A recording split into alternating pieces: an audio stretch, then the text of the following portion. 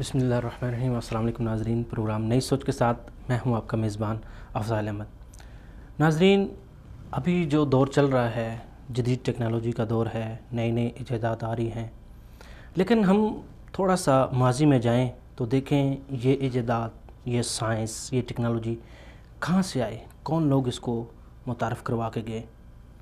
تو ناظرین، آپ جب بھی ہسٹری کو پڑھیں گے تو آپ دیکھیں گے کہ ساری کی ساری سائنس متعارف کروانے، ٹیکنالوجی متعارف کروانے مسلمان ہی تھے۔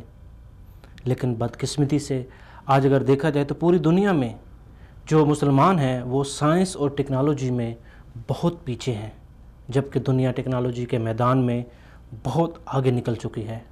ناظرین، آج ہم ڈسکس کریں گے کہ امت مسلمہ جو ہے وہ سائنس اینڈ ٹیکنالوجی کے میدان میں پیچھے کیوں رہ گئی ہے، اس کے اسباب کیا ہیں، اس کے محرکات کیا ہیں، اور سائنس اور ٹیکنالوجی کا جو ہم اپنے معاشرے میں جو مثبت اس کا استعمال ہے وہ کیسے کر سکتے ہیں، اور کیسے ہم اس کی بدولت اپنی جو ترقی کے راستے ہیں اس کو کیسے ہم کھلا کر سکتے ہیں۔ اور اس کے علاوہ پوری امت مسلمہ جو ہے اس وقت اگر دیکھا جائے تو دنیا کی جو سب سے بڑی پاور اور بڑی طاقت ہر لحاظ سے، چاہے وہ معاشی ہو، اقتصادی ہو، ہر لحاظ سے اس کو دیکھا جائے تو مسلمان جو ہیں وہ ہر لحاظ سے مکمل ہیں۔ ان کے پاس جو ہے وہ دیکھا جائے تو معدنیات جو ہے وہ سب سے زیادہ وافر مقدار میں ہیں، اور اس کے علاوہ دیکھا جائے ہر قسم کی دولت سے اللہ پاک نے مسلمانوں کو نوازا ہے۔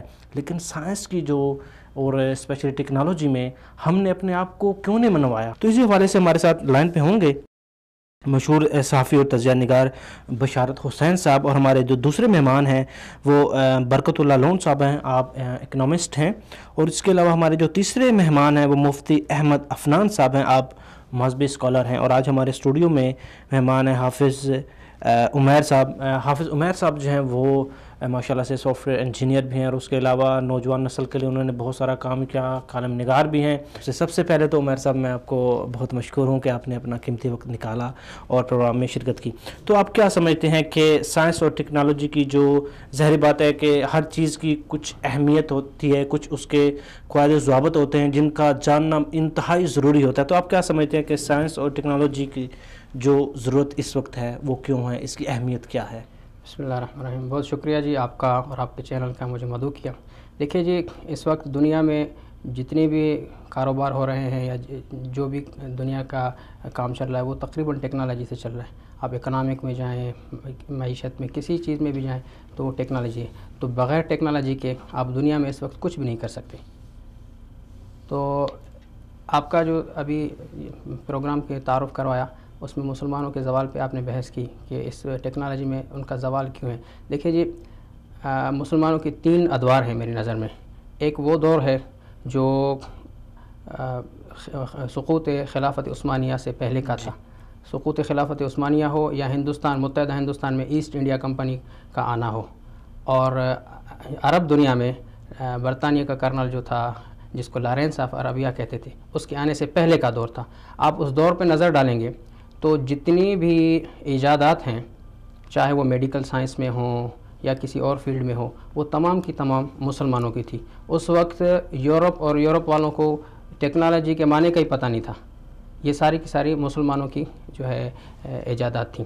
اس کے بعد یہ جو دور آیا یہ جنگوں کا دور تھا، جس میں خلافت عثمانیہ کا سقوط ہوا اور ایسٹ انڈیا کمپنی ہندوستان میں آ گئی، اور اس دور میں ہمارے امت مسلمہ اپنی زندگی کی بقا کی جنگ لڑ رہی اور غلامی سے آزادی کی جنگ لڑ رہی۔ اب یہ جو ایجادات ہوتی ہیں، ایک بہت طویل ریسرچ کے بعد کوئی ایجاد وجود میں آتی ہے۔ تو ریسرچ بندہ تب کرے گا جب کسی فلاحی ریاست میں رہے گا، اس کی کو ذریعہ معاش کی فکر نہیں ہوگی، اور جو حکومت ہے یا کوئی ایسا ادارہ ہے جو اس کا سپورٹ کرے گا، تب وہ جا کے ریسرچ کرتا ہے، اور ریسرچ میں جو ہے آگے چل کے یا وہ کامیاب ہو جاتا ہے یا دوسروں کے لیے ریسرچ کا دروازہ کھول دیتا ہے تاکہ آگے چل کے کوئی نئی ایجاد سامنے آئے۔ تو یہ ہمارا پہلے کا دور تھا، تو اس میں تمام سہولیات ریسرچ اسکالرس کو موجود تھیں۔ پھر آ گیا جنگ کا دور۔ تو جنگ کے دور میں بندہ جو ہے اپنے زندگی کی بقا کی جنگ لڑ رہا تھا، تو اس میں ایجادات کہاں آئیں؟ تو یہ جو گیپ آیا ہے، اور اس کے بعد جو تیسرا دور ہے وہ آزادی کا دور ہے۔ جیسے ہندوستان سے انگریز چلا گیا اور عرب ریاستیں جو مختلف حصوں میں بٹ گئیں، تو خلافت عثمانیہ ٹوٹ گئی، چھوٹے چھوٹے ملک ہو گئے، ان کو آزادی مل گئی۔ اب یہ تیسرا دور ہے۔ اب جو بیچ والا دور ہے، اس دور کے اندر بہت بڑا گیپ آ گیا 4-5 نسلوں سے۔ جو ہمارے اسلاف نے چیزیں دریافت کی تھیں وہ ہمارے نئی نسل تک نہیں پہنچ سکیں۔ یہ جو گیپ ہے یہ بہت بڑا سبب بنا ہے ہمارے مسلمانوں کے اس وقت میں جو ایجادات میں آگے نہیں بڑھ سکیں۔ اب آ جاتے ہیں ہم ابھی کے دور میں، جو ابھی کرنٹ جو دور چل رہا ہے، اس میں کیا ہے، ہمارا سب سے بڑا جو نقصان ہو رہا ہے وہ ہمارے تعلیمی نظام کا ہے، طبقاتی تعلیم نظام ہے۔ آپ یورپین کنٹریز میں جائیں گے تو سب سے پہلے ان کو اپنی زبان میں تعلیم دی جاتی ہے۔ ہمارے ہاں یہ فقدان ہے۔ ہمارا اکثر تعلیمی جو ہے نظام وہ انگریزی میں چلتا ہے، لیکن ہم اپنی انگریزی اتنی معیاری نہیں بنا سکے جس کی وجہ سے ہم اس معیار پر پہنچیں کہ آگے چل کے ریسرچ کریں۔ ایک تو یہ بڑا فقدان ہے ہمارے ہاں۔ اور باہر کے یورپین کنٹریز میں یا یورپ میں ہائی اسکول کے اندر ہی جج کرتے ہیں بچے کو کہ یہ بچہ کس فیلڈ میں جو ہے جا سکتا ہے، آگے کون سی فیلڈ اس کو چوز کرنی چاہیے، اس کی رہنمائی کی جاتی ہے۔ لیکن ہمارے ہاں یہ چیز نہیں ہوتی۔ ہمارے ہاں 2 چیز ہوتی ہیں۔ نمبر 1 والدین کا جو ہے زور ہوتا ہے کہ بھائی تجھے ڈاکٹر بننا ہے یا انجینئر بننا ہے، وہ بچے کے نفسیات کو نہیں جانتے کہ یہ کس فیلڈ میں جانا چاہتا ہے، نمبر 1۔ اور نمبر 2، ہم اداروں میں بھی، اسکولس میں بھی ہمیں ایسا ماحول نہیں دیا جاتا تاکہ ہم اپنی فیلڈ کو چوز کر سکیں کہ ہم کس فیلڈ میں چاہیں گے۔ اب ایک اسٹوڈنٹ ہے، اس کا ذہن ہے کہ میں ڈاکٹر بنوں گا، لیکن اس کو ادارے میں نہ ایسی فیسلٹیز مل رہی ہیں اور نہ ہی اس کو کوئی رہنمائی مل رہی ہے، تو اس پہ فورس کیا جا رہا ہے گھر والوں کی طرف سے اور کہ بھائی تم انجینئر بننا ہے۔ اب وہ اس فیلڈ میں ناکام ہے، ناکارہ ہے، تو یہ ایک بڑا ناکامی کا سبب بنیادی طور پہ ہو رہا ہے۔ اس کے بعد ہم سوچتے ہیں جب ہم میٹرک کے بعد یا ایف اے کے بعد پھر ہم سوچنا پڑتا ہے کہ ہم کس فیلڈ میں، جب یونیورسٹی کے ایڈمیشنز ہوتے رہتے ہیں تو اکثر اسٹوڈنٹس جو ہے سوچتے ہیں کہ ہمیں کس فیلڈ میں جانا چاہیے، حالانکہ باہر توازن کریں تو وہاں سے ہائی اسکول سے ہی اس کی تربیت ہوتی جاتی ہے کہ آپ کو کس فیلڈ میں جانا ہے، انجینئرنگ میں جانا ہے، میڈیکل میں جانا ہے، کمپیوٹر سائنس میں وغیرہ میں جانا ہے۔ دوسری چیز میں نے آپ کو بتائی کہ لینگویج کی۔ یورپین کنٹریز میں چاہے آپ جرمنی میں جائیں تو وہاں پر تعلیم جرمنی میں ہوتی ہے، چائنا میں چائنیز میں ہوتی ہے، لیکن ہمارے ہاں یہ جو ہے المیہ ہے، خاص کر کے میں پاکستان ہندوستان کی بات کروں گا کہ ہماری تعلیم، زبان ہماری اردو ہے یا اور زبان ہے، لیکن تعلیم ہماری انگریزی میں ہوتی ہے۔ لیکن ہمیں انگریزی میں، ہماری انگریزی اتنی معیاری نہیں بناتے ادارے یا اساتذہ جو وہاں کا سیٹ اپ ہے تاکہ ہم اس زبان میں جو ہے کچھ سمجھ سکیں۔ مطلب آپ یہ سمجھ لیں کہ نہ ہم اچھے اردو میں بن سکے نہ انگلش میں، ہم بیچ میں اٹک گئے ہیں۔ بیچ میں اٹک گئے، بالکل ہی۔ اب یہ ہوتا ہے کیونکہ میں اسی فیلڈ سے آیا ہوں، یونیورسٹی سے آیا ہوں، تو میں نے جو آبزرو کیا ہے وہ یہ کیا ہے کہ اسکول سے جب بچے آ جاتے ہیں ان کی انگریزی اتنی معیاری نہیں ہوتی۔ صحیح۔ اسکول تک تو مختلف طبقات ہیں، انگلش میڈیم بھی چلتا ہے اور مقامی زبانوں میں سندھی میڈیم بھی چلتا ہے اور اردو میڈیم بھی چلتا ہے، تو مختلف آ جاتے ہیں۔ لیکن جب یونیورسٹی میں آتے ہیں تو آپ کو انگلش میڈیم ہی لینا پڑتا ہے، وہ کمپلسری ہے۔ تو انگلش آپ کی اتنی معیاری نہیں ہوتی تاکہ آپ کو لیکچر گین کر سکیں استاد کا، یا اگر استاد نے آپ کو اردو میں ہی پڑھا دیا لیکن آپ کی بکس تو ساری جو ہے ٹیکسٹ وہ آپ کی انگریزی میں ہے، تو آپ اتنا معیاری نہیں پڑھ سکتے۔ یہ بڑا فقدان ہے۔ جب آپ اپنی تھیوری سے نہیں کلیئر کر سکیں گے تو آگے اس پہ کیا ریسرچ کریں گے؟ کیونکہ ایجادات کا جو اصل بنیادی چیز ہے وہ ریسرچ ہے، ریسرچ ہوگی تو ایجادات ہوگی۔ تو یہ بڑا ایک فقدان ہے ہمارے ممالک میں۔ اور تیسری بات یہ ہے کہ ہمارے ہاں، میں پاکستان کی بات کروں گا، کہ تعلیمی ادارے اتنے معیاری نہیں ہیں تاکہ وہ یعنی ریسرچ کے اس میں تک پہنچ سکیں۔ اب یونیورسٹیز دیکھیں ہمارے پاکستان کے اندر، چلے میں کہ سندھ سے تعلق رکھتا ہوں تو اس کی بات کروں گا، کراچی کے بعد جو ہمارے سندھ کے علاقے اس میں 3-4 شہروں میں یونیورسٹیز ہیں، تو 50% لوگ اسٹوڈنٹس جو ہے وہ یونیورسٹیوں تک پہنچ بھی نہیں سکتے، وہ یونیورسٹیوں تک پہنچ بھی نہیں سکتے۔ اگر جو پہنچ جاتے ہیں اس کا معیار میں نے آپ کو بتایا، تو یہ آگے کیا ریسرچ کریں گے؟ اور بہت سے یونیورسٹیز میں جو پڑھ رہے ہیں ان کو حکومت کی طرف سے، اداروں کی طرف سے مواقع مہیا نہیں کیے جاتے، کوئی ایسے ادارے نہیں ہیں جو ان کے سر پر ہاتھ رکھیں، ان کو ریسرچ کے لیے بھیجیں۔ اور ہمارے ہاں سب سے زیادہ جو مسئلہ ہے وہ معیشت کا ہے۔ اب ہم جو پڑھتے ہیں، جو بنیادی جو ہمارا مسئلہ ہے وہ معیشت ہے۔ یورپ کے اندر جو پڑھائی کی جاتی ہے وہ معیشت کے لیے نہیں کی جاتی، حکومت کی طرف سے ان کو اتنے فنڈز ملتے ہیں، اتنے روزگار کے مواقع ہیں تاکہ وہ اپنی معیشت سے، روزگار سے یعنی اس کو کوئی پریشانی نہیں ہوتی. جی ابھی ہمیں جوائن کیا ہے بشارت حسین صاحب سے، ابھی ہم ان سے بات کرتے ہیں. بشارت حسین صاحب، سب سے پہلے تو میں آپ کو اپنے پروگرام میں خوش آمدید کہتا ہوں. آپ کا بہت شکریہ کہ آپ نے اپنا قیمتی وقت نکالا اور پروگرام میں شرکت کی. آج ہم بات کر رہے ہیں امت مسلمہ جو ہے وہ سائنس اینڈ ٹیکنالوجی کے میدان میں پیچھے کیوں، اس کے اسباب کیا ہیں، اور ہم کس طرح اپنے آپ کو ڈیولپ کر کے سائنس اور ٹیکنالوجی کا استعمال کرتے ہوئے اپنے آپ کو ترقی یافتہ بنا سکتے ہیں. افضل بھی میں عرض کرتا چلوں، مسلمان اس وقت جس جبوحالی کا شکار ہے، خاص کر سائنس اور ٹیکنالوجی میں اس گفتگو کو ہمارے علامہ اقبال کے ایک شعر سے کرنا چاہوں گا. مگر وہ علم کے موتی کتابیں اپنے آبا کی، مگر وہ علم کے موتی کتابیں اپنے آبا کی، جو دیکھوں ان کو یورپ میں تو دل ہوتا ہے سپارہ. دراصل ہم نے جو اصل اقدار تھے نا ہمارے اسلام کے، اس کو ہم نے چھوڑ دیا. ہم مغرب کے پیروکار بن گئے. ہم نے مغرب کے جو معیار زندگی ہے اس کو اپنانا شروع کیا. ٹھیک ہے، مغرب کو اپنانا چاہیے، مغرب کے معیار زندگی کو اپنانا چاہیے، وہ تمام چیزوں کو، وہ تمام ہیبٹس کو جو ہمارے لیے بہتر ہوں، جس سے ہم ترقی کر سکیں، جس سے ہم آگے بڑھ سکیں. لیکن ہم نے اس کو چھوڑ کے وہاں کے دوسرے ایک قسم کا آپ کہہ جائیں وہاں کی فحاشی کو، یعنی کہ مذہب سے دوری، ان چیزوں کو ہم نے اپنانا شروع کیا. اگر ہم سائنس اور ٹیکنالوجی میں ان کے جتنے بھی ایجادات ہیں ان کو اپناتے، ہمارے اپنے نوجوان نسل کو اس کے پیچھے لگاتے، وہ تعلیم دیتے، اگر ہم اپنے ملکوں میں، تمام مسلمان ممالک جو ہیں ان ملکوں میں اگر ہم نوجوان نسل کو سائنس اور ٹیکنالوجی کی تعلیم کی طرف راغب کرتے اور کوشش کرتے کہ ہم اپنے ملکوں میں زیادہ سے زیادہ جو ہے نا تجربہ گاہیں بناتے، تو شاید ہماری مسلمان جو ہے نا آگے آتے. آپ دیکھیں نا، دنیا کا پہلا جو سائنسدان جو ہے نا وہ مسلمان ہے. جی، جابر بن حیان بہت بڑے سائنسدان تھے. ہم نے دراصل وہ ان سائنسدانوں کو پیدا کرنا چھوڑ دیا ہے. جب تک ہم ایسے سائنسدان پیدا نہ کریں، جابر بن حیان، البیرونی، ایسے سائنسدان ہم پیدا نہ کریں، ہم آگے نہیں بڑھ سکتے. جی جی، ہم ترقی نہیں کر سکتے.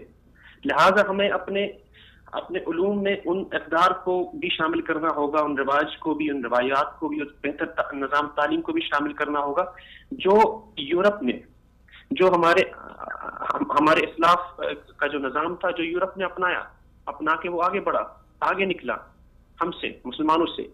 اب ہمیں دوبارہ اس نظام کو ہماری نسلوں تک پہنچانے کے لیے، ان کو، ہماری نسلوں کو دینے کے لیے ان کو اپنانا پڑے گا. ہمیں اس کے اپنائے بغیر ہماری مسلمان قوم ترقی نہیں کر سکتی، آگے نہیں بڑھ سکتی.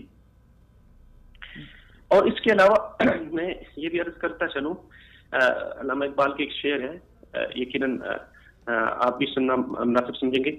ہزاروں سال نرگس اپنی بے نوری پہ روتی ہے، بڑی مشکل سے ہوتا ہے چمن میں دیدور پیدا.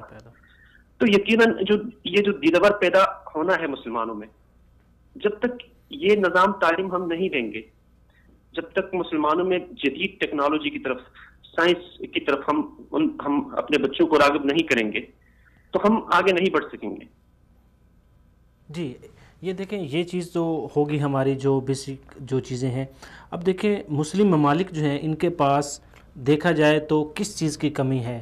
سب سے زیادہ معدنیات جو ہیں مسلم ممالک کے پاس ہے، مین پاور ان کے پاس ہے، ملٹری اچھی ان کے پاس ہے. ہر لحاظ سے دیکھا جائے تو مسلم ممالک جو ہیں ان میں کسی قسم کی کوئی کمی آپ کو نظر نہیں آئے گی. لیکن صرف ایک کمی ہے، وہ ہے ٹیکنالوجی. ٹیکنالوجی میں ہم اتنے پیچھے کیوں ہیں؟ اور دوسری بات یہ ہے کہ کچھ ایسے ممالک بھی ہیں، یورپی ممالک کی بات کرتے ہیں، کہ جو اتنے ان کے پاس وسائل بھی نہیں ہیں، دیکھا جائے معدنیات نہیں ہیں. وہ جسٹ جو ہے وہ اپنی جو تجارت ہے، تجارت کے اوپر جو صرف انہوں نے اپنی پالیسی بناتے ہوئے بڑی بڑی ٹیکنالوجی جو ہے ان کو اپنے جو ہے وہ حصہ بنایا ہے. لیکن ہمارے پاس اللہ کا دیا ہوا سب کچھ ہے، اسلامی ممالک کے پاس سب کچھ ہے، لیکن اس کے باوجود بھی کوئی بڑی ایجاد، کوئی بڑی ایسی ہم کہہ سکیں کہ ہمارے پاس، ہاں یہ چیز ہم مانتے ہیں کہ اللہ رب العزت نے پاکستان کو ٹیکنالوجی کے حوالے سے باقی تمام مسلم ممالک سے جو ہے وہ زیادہ نمایاں. ہمارے پاس ہر قسم کی ٹیکنالوجی موجود ہے لیکن ابھی بھی بہت ساری کمی ہے. دیکھا جائے انٹرنیشنل لیول پہ دیکھا جائے تو ہمارے پاس بہت بڑی کمی ہے. اور باقی جو مسلم ممالک ہیں ان کے پاس جو ہے اٹامک پاور تو ہے نہیں. ہاں البتہ باقی دیکھا جائے تو باقی بہت ساری ایسی چیزیں ہیں. لیکن ایک چیز تو یہ ہم دیکھتے ہیں کہ نا مسلم ممالک کا اتحاد ہونا یہ تو ضروری اچھی بات ہے, لیکن اس کے علاوہ ہر ملک جو ہے اس کو چاہیے کہ اپنے جو ایک ٹیکنالوجی کا شعبہ ہے اس کے اوپر خاص توجہ دینی چاہیے, کیونکہ آگے آنے والی جو آپ کہہ لیں کہ جنگ ہے یا آنے والا جو دور ہے یا آنے والے جو مسائل ہیں وہ صرف اسی ہی کی بنا پہ ہوں گے, اور اسی کا استعمال جس کے پاس اچھی ٹیکنالوجی ہوگی, مین پاور اور مین پاور اسی کے پاس ہوگی, وہ جب چاہے جہاں چاہے کچھ بھی کر سکتا ہے. کیا کہیں گے اس حوالے سے؟ اس حوالے سے سب سے پہلے تو میں یہ عرض کروں کہ مسلمان ممالک کو خاص کر جو ہماری جتنے ہمارے ڈاکٹرز پیدا کیے ہیں, انجینئرز پیدا کیے ہیں, ان کو ہمیں فیسیلیٹیٹ کرنے کی ضرورت ہے. ان کا معیار زندگی بہتر بنانے کی ضرورت ہے.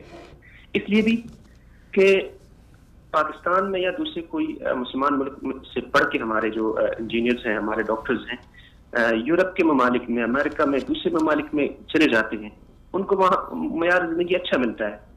اچھا ملنے کی وجہ سے جو ہمارا جو سائنسدان کا جو ذہن ہوتا ہے وہ اس دوسری سائڈ پہ چلا جاتا ہے, وہ کفار اس کو کیش کرتا ہے. لہٰذا ہمیں اپنے ان تمام ہمارے جو سائنسدان انجینئرز ہیں, ڈاکٹرز ہیں, سائنسدان ہیں, ان کو فیسیلیٹیٹ کرنے کی ضرورت ہے. اور اس کے علاوہ یہ بات آپ نے جی بالکل بشارت صاحب, معذرت کے ساتھ آپ کی بات جو ہے وہ بیچ میں کاٹ رہا ہوں, یہ آپ کی بات بالکل درست ہے کہ پاکستان میں اس وقت کسی قسم کے ٹیلنٹ کی کمی نہیں ہے. اگر دیکھا جائے تو پاکستان کے جو انجینئرز ہیں, اسپیشلی ہم اگر ڈاکٹرز کی بات کریں تو ڈاکٹر جو ہیں وہ پاکستان کے پوری دنیا میں جہاں پر بھی آپ کے جو بڑے بڑے آپریشن ہوتے ہیں, جہاں پر سب جو ہے وہ ڈاکٹرز جواب دے جاتے ہیں, ان آپریشن کو صرف پاکستانی ہی جو ڈاکٹرز ہیں وہ ان کو سر انجام دیتے ہیں. اگر بات کی جائے انجینئرنگ کی تو انجینئرنگ میں جو بڑے بڑے ڈیولپمنٹ آئی ہے, آپ دیکھیں گے امریکہ میں جو سب سے کنسٹرکشن کی جو بڑی بڑی کمپنیاں ہیں وہاں پر جو ہیں وہ پاکستانی انجینئر ہیں. سائنس میں اگر دیکھا جائے تو سائنس کے جو بڑے بڑے سائنسدان جو ہیں وہ پاکستان سے ہی زیادہ تر جو ہے وہ امریکہ اور یورپ کے مختلف ممالک میں بڑی بڑی پوسٹ پہ ہیں. اور اس کے علاوہ اگر آپ کسی بھی فیلڈ میں انجینئرنگ کی اور ٹیکنیکل کی جتنی بھی فیلڈ ہیں آپ دیکھیں تو پاکستانی ہی انجینئر آپ کو جو ہے وہ آپ کو جو ہائی کمانڈ میں وہی ملیں گے. لیکن کیا بات ہے کہ ہم اپنے ملک کے اندر دیکھیں, یہ بات تو ہم مانتے ہیں کہ جتنے بھی ہمارے ملک میں سائنسدان یا دوسرے ہمارے جو اچھے مائنڈ والے اور کچھ ڈیولپمنٹ والے اور کچھ ملک کو آگے لے کے جانے والے جو لوگ ہیں ان کو حکومت کی طرف سے مطلب فیسلٹیز نہیں ملتی, جس کی وجہ سے وہ معاشرے سے تنگ آ کے, حالات سے تنگ آ کے ظاہر بات ہے ان کو جو ہے بیرون ملک جانا پڑتا ہے. لیکن آپ کیا سمجھتے ہیں کہ ہماری جو حکومت ہے کیا وہ نہیں چاہتی کہ پاکستان جو ہے بجائے, دیکھیں ہم اس وقت قرضے میں جہاں تک ڈوبے ہوئے ہیں کہ فی کس ایک بندہ جو ہے وہ کم سے کم 2 سے 2.5 لاکھ روپے کا مقروض ہے, اتنا ہم قرضہ لے چکے ہیں. آخر ہم کیوں ان جو ہمارے جو اچھے ذہنیت والے, اچھے دماغ والے اور ایک بڑی ذہنیت والے جو لوگ ہیں ان کو ضائع کر رہے ہیں, ان کا ٹیلنٹ ضائع کر رہے ہیں؟ آخر کیوں ہم ان سب کو اکٹھا کر کے ایک ادارہ کیوں نہیں قائم کرتے جو کہ پاکستان کی ترقی کے لیے اور اسپیشلی جو جدید ٹیکنالوجی ہے اس کی نئی ایجادات کے لیے ایک ایسا ادارہ بنایا جائے جہاں پر ایسے افراد کو لا کے اسپیشلی جو یہ جو ٹیکنیکل کی جو فیلڈ ہے اس کو جو ہے وہ بڑے لیول پر اور اچھے لیول پر اس کی ایک تو یہ ہے کہ ہم ایک ادارہ بنا لیں اور نئی جو ٹیکنالوجیز ہیں, نئے تجربات ہیں وہ سامنے لے کر آئیں. اور دوسری بات یہ ہے کہ ہم اپنے جو باقی ساری چیزیں ہیں ان کے لیے بھی ایک الگ الگ سیگمنٹ ہونا چاہیے, ایک الگ الگ شعبہ ہونا چاہیے. حکومت اس بارے میں واقعی ہی ہم اس بات کو مانتے ہیں کہ ناکام ہے, لیکن ظاہری بات ہے ہمارے ایز اے پاکستانی ہمارے اپنے کوئی بھی کچھ فرائض ہیں, ہمارے اپنے کچھ ذمہ داریاں ہوتی ہیں, معاشرے کی ہمارے اوپر ذمہ داریاں ہیں اس سوسائٹی کی, لیکن ان سوسائٹی کی ذمہ داریوں کو نبھانا یہ ہمارے اوپر بھی کچھ تھوڑا فرض تو بنتا ہے. یقیناً آپ کی بات بالکل ٹھیک ہے, بجا ہے, میں مناسب سمجھتا ہوں. لیکن پتہ کیا, اس ملک میں جو ہماری قیادت ہے، جو ہمارے حکمران ہیں، اللہ کرے وہ ہمارے حکمران اتنے پڑھے لکھے ہوں، اتنے باشعور ہوں، اتنے عقل والے ہوں. بدقسمتی تو یہ ہے کہ وہ یہ نہیں ہے. اگر ہوتے نا تو وہ سب سے پہلے تو اس کو فرسٹ پریورٹی پہ لیتے، سائنس اور ٹیکنالوجی کو، تعلیم کو، کیونکہ وہ قومیں کبھی ترقی نہیں کر سکتی جب تک اس قوم میں تعلیم نہ ہو، صحیح بات، شعور نہ ہو. صحیح بات. تو یہ چیز بہت امپورٹنٹ ہے کسی بھی قوم کے لیے. ہمارے اداروں میں، ہمارے حکمرانوں میں تعلیم کا ہونا لازمی ہے. ہمارے حکمران کرپٹڈ ہیں، ہمارے حکمران ان پڑھ جاہل ہے. میں ایک غلط تھوڑا نہیں، یہ کافی حد تک حقیقت بھی ہے، اس چیز کو مانا جا سکتا ہے، یہ حقیقت بھی ہے کافی حد تک. تو جب تک ہمارے حکمرانوں میں یہ شعور نہیں آئے گا، ان میں تعلیم کی اہمیت نہیں آئے گی، تو تب تک یہ جو پالیسی میکنگ جو ادارے ہیں، جو بنانے والے لوگ ہیں، جب تک ان میں یہ شعور نہیں آئے گا تو یہ تبدیلی نہیں آ سکتی.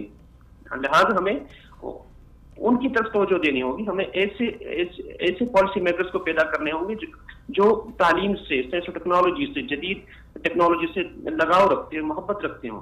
آپ پاکستان کے مثال لے لیں، جو ہمارے ڈاکٹر عطاء الرحمان صاحب ہیں، بلیو می وہ جس طرح کے اقدامات کر رہے ہیں بہت اپریشیٹیبل ہے. وہ سائنس اور ٹیکنالوجی میں بہت محنت کی اس نے، اور بہت سے ایسے اقدامات کیے ہیں. میں اب کیا بتاؤں اس کے بارے میں، آپ کے پاس ٹائم بھی کم ہے. جی بالکل، آپ نے بڑی اچھی بات کی کہ ہمارے جو حکمران ہیں وہ ان میں زیادہ جو طبقہ ہے وہ پڑھا لکھا نہیں ہے. اب ظاہری بات ہے کہ ان حکمران کو اعلیٰ عہدوں پہ پہنچانے والے ہم لوگ ہی ہیں.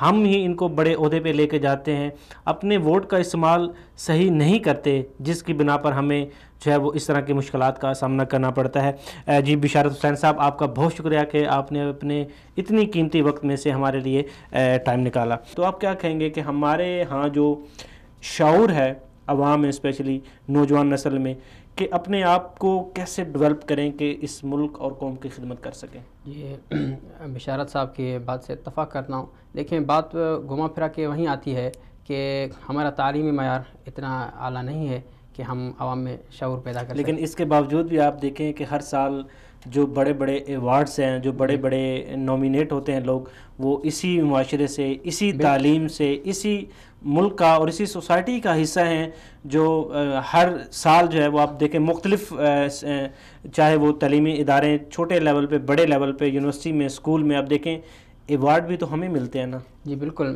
یہ اس کا ہرگز مطلب نہیں ہے کہ ہمارے نوجوان میں وہ استطاعت نہیں ہے. ہمارے نوجوان میں جو استطاعت ہے، پاکستانی نوجوان میں، وہ یورپی نوجوان سے کہیں زیادہ ہے.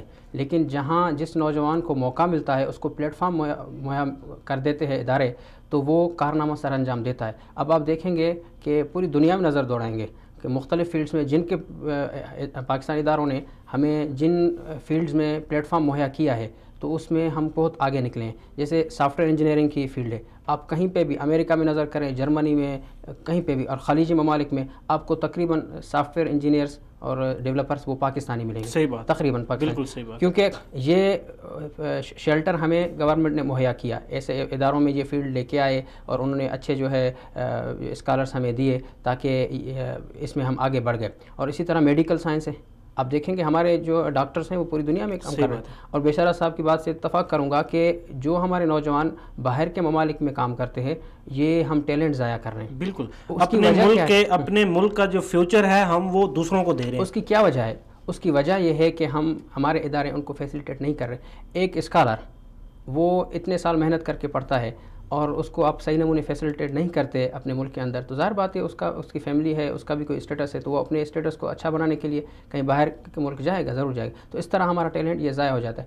اور بڑی بات یہ کہ ہمارے ہائر ایجوکیشن ہو یا دوسرے ادارے، وہ اتنی اسکالرشپ ہر سال نہیں دیتے تاکہ جو اسکالرس ہمارے اس میں ہیں کہ ہم ریسرچ کریں، اس انتظار میں ہیں، تو وہ بیچارے وہیں پہ رہ جاتے ہیں. اب بہت سے یونیورسٹیز میں ایسے جو ہے اسکالرس ہیں جو اسی انتظار میں ہیں کہ کب اسکالرشپ ہمیں ملے گی اور ہم جو ہے اپنی اسٹڈیز کو مکمل کریں گے اور ہم ڈاکٹریٹ وغیرہ کریں گے. تو یہ ادارے ہی ہیں جو ہمیں پلیٹ فارم اتنا مہیا نہیں کر رہے. جی، یہ ادارے ہیں جو ہمیں جو پلیٹ فارم وہ مہیا نہیں کر رہے. یہاں پر ناظرین وقت ہو گیا ایک شارٹ بریک کا، ملتے ہیں اس شارٹ بریک کے بعد.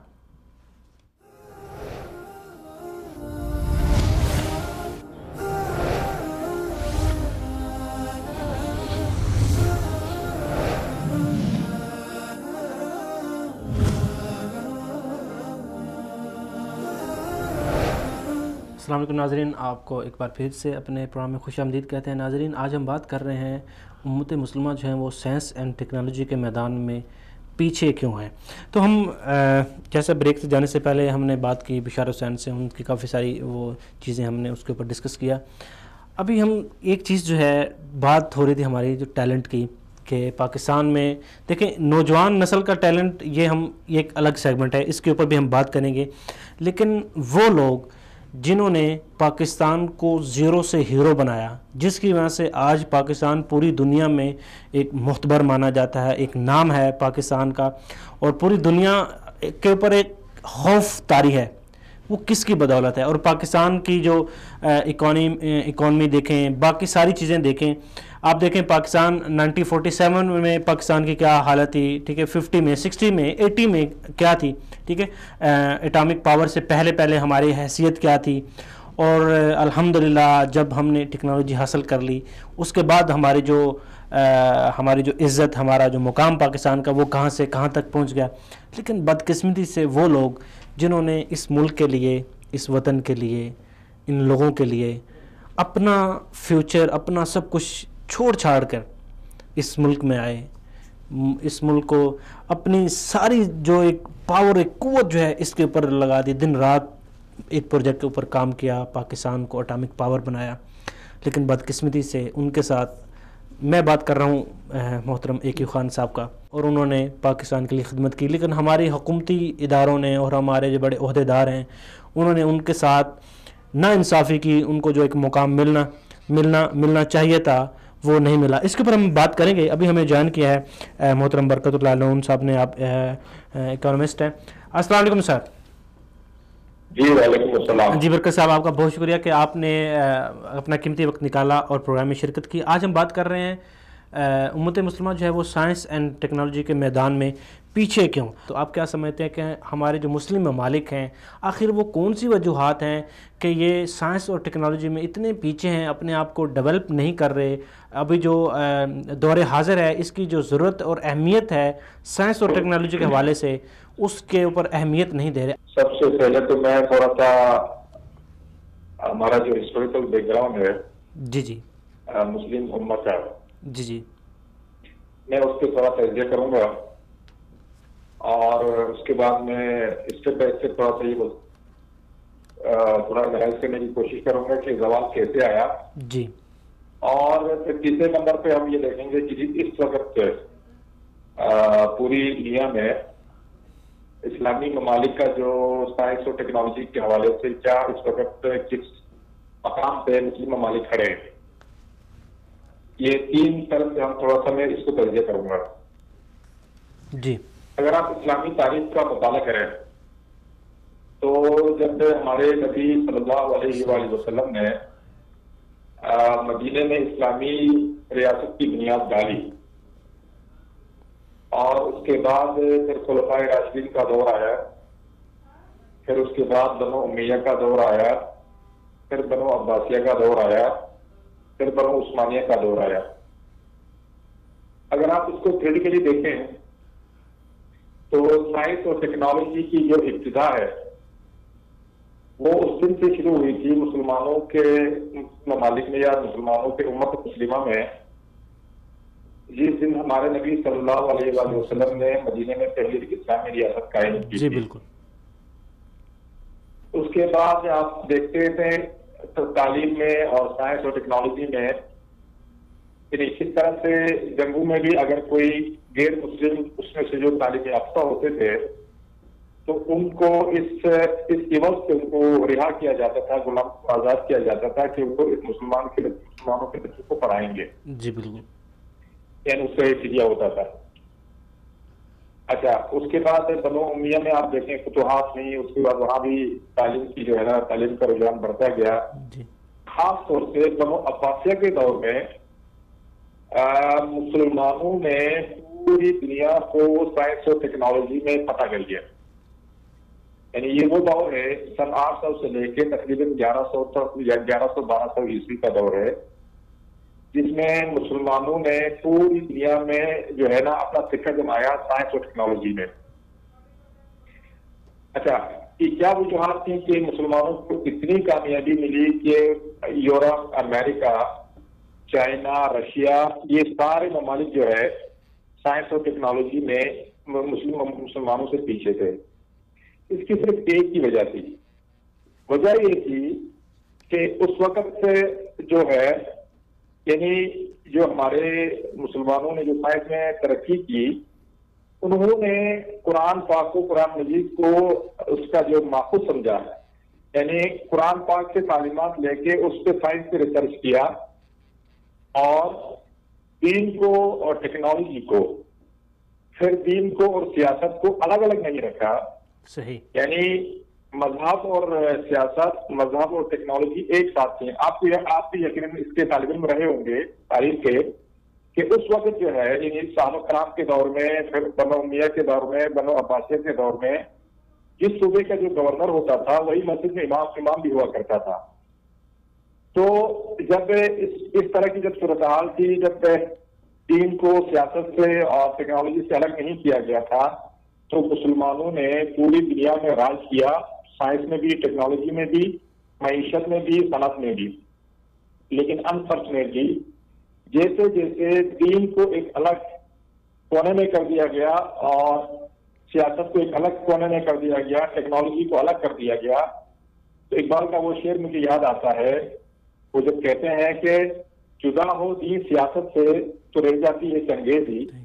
تو جب دین کو آپ سیاست سے بھی الگ کریں گے، تعلیم سے بھی الگ کریں گے، تو پھر وہ چنگیزی اور جہالت سی رہتی ہے جو آج آپ دیکھ رہے ہیں مسلم امت کے درمیان میں ہے.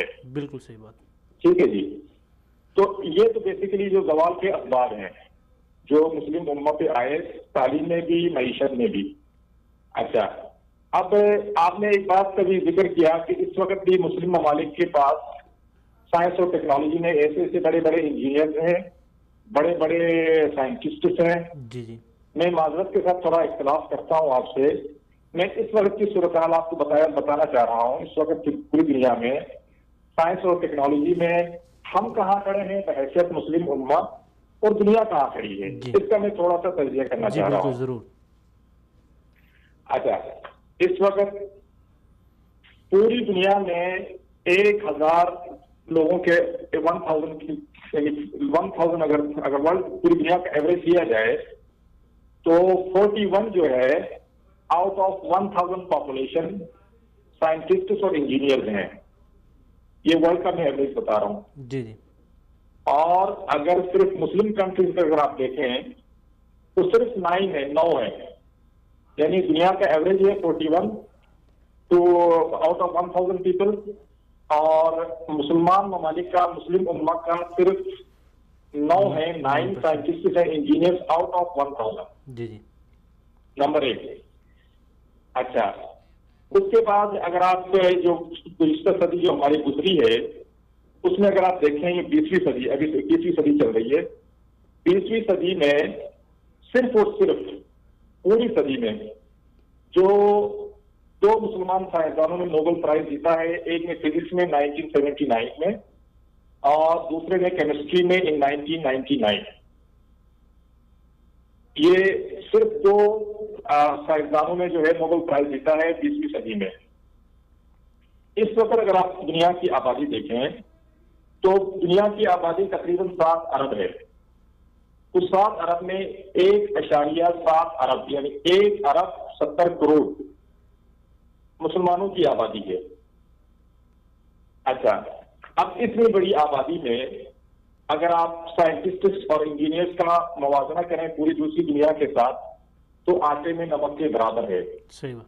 تو یہ کہنا کہ اس وقت مسلم دنیا میں بڑے بڑے سائنٹسٹ ہیں، ان کا بڑا برین ہے، وہ یورپ میں، امریکہ میں جا کے خدمات انجام دیتے ہیں، میں اس سے تھوڑا اختلاف کرتا ہوں. لیکن آپ کی بات اس حد تک صحیح ہے کہ جتنے بھی جو آٹے میں نمک کے برابر بھی ہیں، انفارچونیٹلی ان کو وہ پذیرائی نہیں ملتی ہے اپنے ملکوں میں، یعنی جو آٹے میں نمک کے برابر ہیں. جی بالکل. یہاں پر ٹرین ہو جاتا ہے اور دوسرے ممالک چلے جاتے ہیں. جی سر، یہاں پر میں ایک تھوڑی سی بات ایڈ کرنا چاہوں گا. یہ بات اب بالکل درست فرما رہے ہیں کہ اب دیکھیں صرف ہم اگر پاکستان کی بات کریں تو پاکستان میں بھی ایسے بہت سارے اچھے انجینئر، ڈاکٹرز اور ایون آپ جو اس طرح کا جو شعبہ ہمارے ٹیکنیکل کا شعبہ ہے اس میں جتنے بھی آپ لوگ ہیں وہ دیکھیں، جو بھی برائٹ مائنڈڈ اور کچھ ڈیولپ کرنے والے لوگ ہیں، ظاہری بات ہے جب ان کو اپنا فیوچر جو یہاں پر نظر نہیں آئے گا، ان کے لیے کوئی ایسے مواقع نہیں ہوں گے، تو ظاہری بات ہے ان کو مجبوراً ظاہری بات ہے کہ اپنے فیوچر کو سیٹ اپ کرنے کے لیے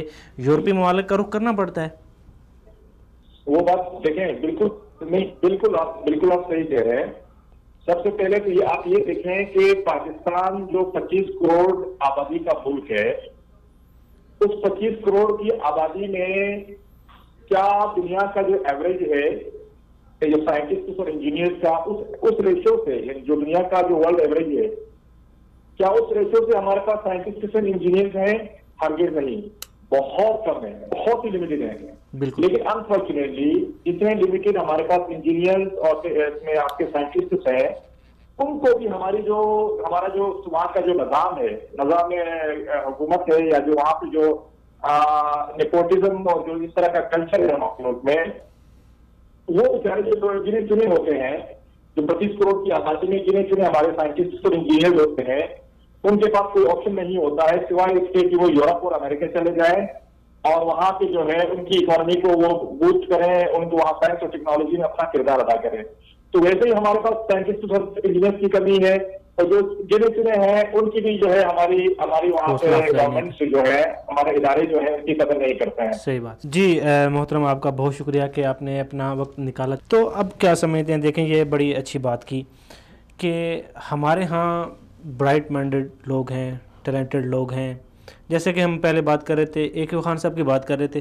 اب دیکھیں ایکو خان صاحب یہ تو بھی ایسے لوگ ہیں جو پوری دنیا اس چیز کو انکار نہیں کر سکتی کہ انہوں نے پاکستان کی جتنی خدمت کی ہے، اگر یہی ایکو خان صاحب کہیں اور جگہ پہ ہوتے تو ان کو جو وہاں کی حکومت ہے، وہاں کے لوگ ہیں، وہاں کا جو پورا سیٹ اپ ہے، وہ ان کو اتنی اہمیت، اتنی عزت اور ان کا جو ایک مقام تھا جو ان کو ملنا چاہیے تھا وہ ملتا ہے۔ اسی طرح اور بھی ہمارے ایسے بہت سارے سائنسدان، ڈاکٹرز، انجینئر ایسے موجود ہیں جو کہ سب لوگ ان کو نہیں جانتے لیکن موجود ہیں، جو چاہتے ہیں کہ پاکستان کی خدمت کریں، جو چاہتے ہیں کہ پاکستان کو ترقی یافتہ بنائیں اور ٹیکنالوجی میں مزید ایسی چیزیں لے کر آئیں جو پوری دنیا کے پاس نہیں ہیں۔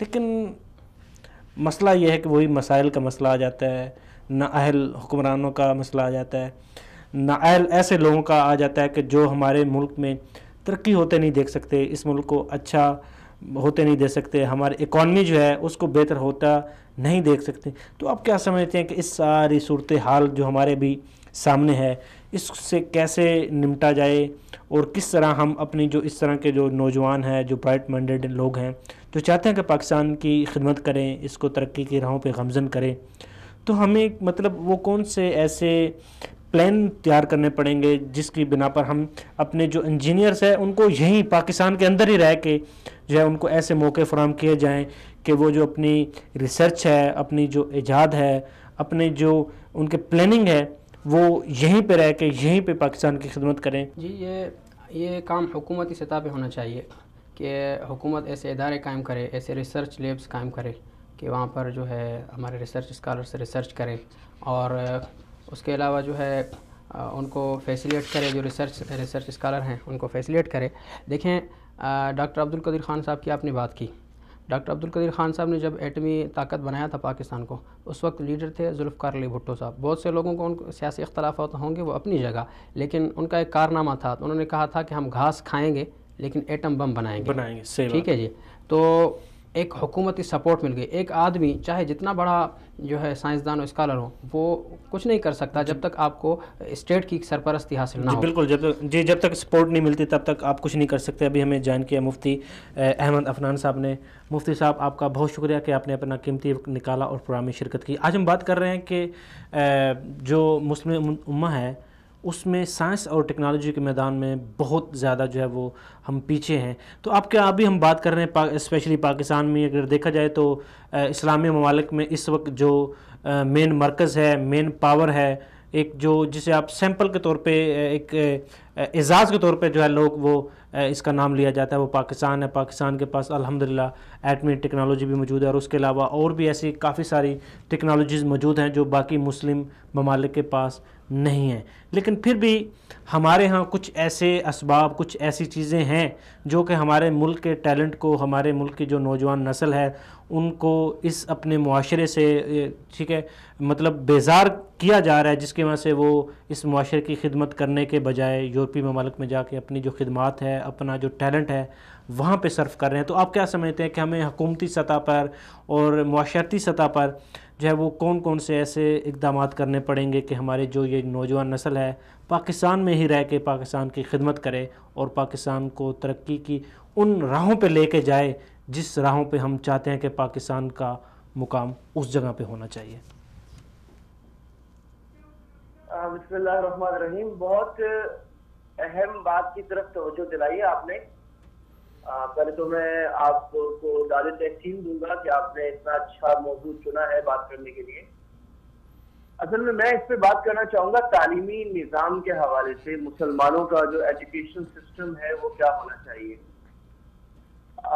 دیکھیں یہ جو باتیں ہیں نا گورنمنٹ کی سپورٹ نہیں ہے, گورنمنٹ سپورٹ کر دے تو ایسے ہو جائے گا, یہ بڑی عارضی سی باتیں ہیں. ایک بات.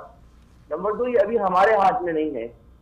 ہمیں یہ جاننا پڑے گا اس بات کی طرف, یہ صرف پاکستان کو نہیں دیکھنا ہوگا, پورے عالم اسلام میں کیا وجہ ہے کہ وہ مسلمان قوم جس نے سائنس اینڈ ٹیکنالوجی کی تمام سائنسز کی بنیاد رکھی, فزکس کی, آپٹیشنز کی, کیمسٹری کی, آرکیولوجی کی اور ایگریکلچر ٹیکنالوجی کی, آرکیٹیکچر, انجینئرنگ کی, آپ جتنی سائنسز کا نام لیں, میتھمیٹکس, الجبرا, واٹ ایور, ان سب کی بنیاد رکھنے والے مسلمان تھے.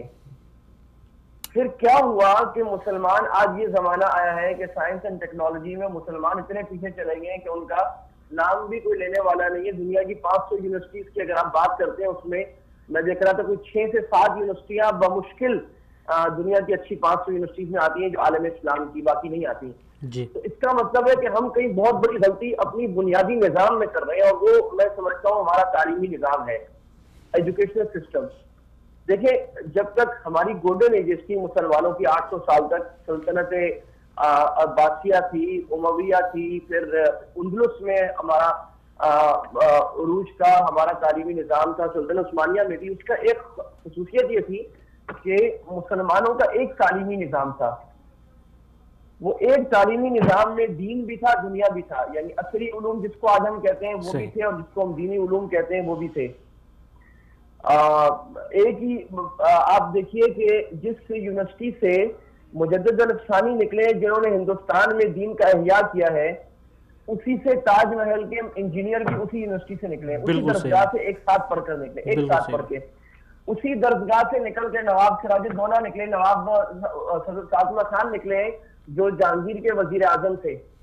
تو یہ ایسا تعلیمی نظام ہے کہ جس سے مفسر بھی نکل رہا ہے, محدث بھی نکل رہا ہے, سیاستدان بھی نکل رہا ہے, وزیر بھی نکل رہا ہے, انجینئر. یہ کیا سیاسی نظام ہے؟ اس طرف, اس تعلیمی نظام کی طرف ہمیں واپس آنا ہوگا. پھر جب دنیا میں کولونیلزم ہوا, مسلمانوں کا زوال ہوا, تو تعلیمی نظام میں ثنویت آ گئے, ڈیولزم آ گیا, 2 تعلیمی نظام بن گئے, ایک مسٹر اور ایک ملا. یعنی ایک درسگاہ وہ بن گئی جہاں دین سکھایا جائے گا, ایک درسگاہ وہ بن گئی جہاں پر دنیا سکھائی جائے گی. یہ جو تفریق ہے اس میں یہ ہمیں کہیں کا نہیں چھوڑے گی, اور جب تک یہ 2 تعلیمی نظام رہیں گے جو ایک عارضی نظام ہے, یہ عارضی سسٹم ہے. ہمارے بزرگوں نے ٹھیک ہے دین کو بچانے کے لیے ہندوستان میں اور عرب میں دین کی تعلیم گاہیں الگ بنا لی تھی, لیکن ہمارے بزرگوں میں کسی نے یہ نہیں کہا تھا کہ یہ حل ہے, بلکہ حل اس بات کی طرف ہے کہ ہم اپنے نظام کی طرف جائیں. جب پاکستان بن گیا تو مجھے یاد آ رہا ہے مفتی تقی عثمانی صاحب دامت برکاتہم نے ابھی سے 8 مہینے پہلے ایک ہیرا فاؤنڈیشن اسکول کی تقریب میں کہا تھا کہ پاکستان بننے کے بعد ہمیں نہ دیوبند پورا چاہیے, نہ ہمیں علی گڑھ پورا چاہیے, نہ ہمیں ندوہ چاہیے, بلکہ ہمیں ایسا ادارہ, ایسا تعلیمی نظام چاہیے جہاں علی گڑھ بھی ہو, دیوبند بھی ہو, ندوہ بھی ہو. اگر ہم تاریخ کو پڑھتے ہیں تو اس میں کوئی شک نہیں کہ ہم نے ہر محاذ پہ, ہر لحاظ سے جو ہے وہ کامیابی حاصل کی ہے اور وہ تعلیم کی ہی بدولت ہے. لیکن دیکھیں ابھی جو صورتحال چل رہی ہے ہم اس چیز کو مانتے ہیں کہ ہمارے نظام تعلیم میں کافی ساری کمیاں ہوں گی, کافی ساری کوتاہیاں ہوں گی, اس کو اپڈیٹ کرنے کی ضرورت ہے. یہ پرانا نظام ہے. اب دیکھیں اسی ہی نظام تعلیم سے آپ دیکھیں اچھے ڈاکٹرز بھی نکل رہے ہیں, انجینئر بھی نکل رہے ہیں, سائنسدان بھی نکل رہے ہیں اور بڑے بڑے اچھے لوگ بھی نکل رہے ہیں. لیکن مسئلہ یہ ہے کہ ہم تبدیلی تو چاہتے ہیں لیکن اپنے آپ کو بدلنا نہیں چاہتے, اپنی سوچ کو بدلنا نہیں چاہتے. ناظرین, آج کے پروگرام میں ہم نے جانا کہ پوری امت مسلمہ جو ہے وہ زوال پذیر کیوں ہے, اور اس کے بعد ہم نے وہ اسباب جانے کہ جس کی وجہ سے ہم جو ہے وہ ترقی کی راہ پہ جانے کے بجائے ہم جو ہے وہ اپنا معیار کھو چکے تھے, اپنی جو عزت وہ کھو چکے تھے. لیکن اب یہاں پر ہمیں یہ سوچنا ہوگا کہ مسلمان جہاں بھی ہو, چاہے وہ پاکستان میں ہو چاہے وہ کسی بھی جگہ ہو, اس کا جو مین ہدف, اس کا جو مین ایک نظریہ ہے وہ اسلام ہے, کیونکہ اس نے جہاں پہ رہے گا وہ اسلام کی خدمت کر سکتا ہے. اور سب سے اہم بات تو یہ کہ جتنے بھی مسلم ممالک ہیں ان کو یہ اس چیز کا خیال رکھنا چاہیے کہ چاہے کچھ بھی ہو, حالات اور واقعات کیسے بھی ہوں, ہم مسلمان ہیں, ہمارا ہدف ایک ہے, ہمارا مذہب ایک ہے اور ہمارا زندگی کا مقصد ایک ہے. ہم کہیں دنیا میں کہیں بھی ہوں, ہمیں آپس میں اتفاق کے ساتھ رہنا چاہیے اور اپنے جو دوسرے مسلم ممالک ہیں ان کے ساتھ تعاون کرنا یہ ہمارا فرض ہے. ناظرین, ہمیں اپنی عوام کو, اپنے ملک کو مایوسی کی طرف نہیں لے کے جانا, لیکن ہم چاہتے ہیں کہ ہمارا پاکستان جو ہے, جو اس وقت محور ہے پوری اسلامی ممالک کا, اس کو زیادہ سے زیادہ خوشحال کرنا. یہ ٹھیک ہے ملکی حالات جیسے بھی ہوں, لیکن ہمارے سیاستدان کرپٹ ہیں, مانتے ہیں, کرپشن کرتے ہیں, سب چیزیں ہم مانتے ہیں, لیکن ہماری حکومت کو اور ہمارے سیاستدانوں کو یہ چیز ذہن میں رکھنی چاہیے کہ حالات و واقعات جیسے بھی ہوں, ملک کے اندر جو ضروری وسائل, جو ضروری چیزیں ہیں ان کو ہمیشہ وقت کے ساتھ اپڈیٹ کرنا چاہیے. کیونکہ اگر پاکستان ہے تو ہم ہیں, اگر پاکستان نہیں ہے تو ہم نہیں ہیں. ہمیں چاہیے کہ ہمیں پاکستان کی ترقی کے لیے اپنی سر جو کوششیں کرنی چاہیے, کیونکہ ہم پاکستان کو اس مقام پر لے کے جانا چاہتے ہیں جہاں پر اس وقت دنیا کے بڑے بڑے ممالک ہیں. انشاءاللہ وہ وقت دور نہیں ہے جب پاکستان ٹیکنالوجی, سائنس اور اس طرح کے جتنے بھی شعبہ جات ہیں اس میں جو ہے وہ اپنا مقام رکھے گا. اور اس کے بعد پھر ایسا بھی دور آئے گا کہ ہمارے جو نوجوان ہیں وہ یورپی ممالک میں نہیں جائیں گے, بلکہ یورپی ممالک کے جو لوگ ہیں وہ ہمارے پاس آئیں گے, یہاں پر پاکستان میں وہ جاب کرنا پسند کریں گے. ناظرین, آپ کو ہمارا یہ پروگرام کیسے لگا؟ اپنی قیمتی فیڈ بیک ہم تک ضرور پہنچائیں. ملتے ہیں اگلے پروگرام میں, تب تک کے لیے السلام علیکم.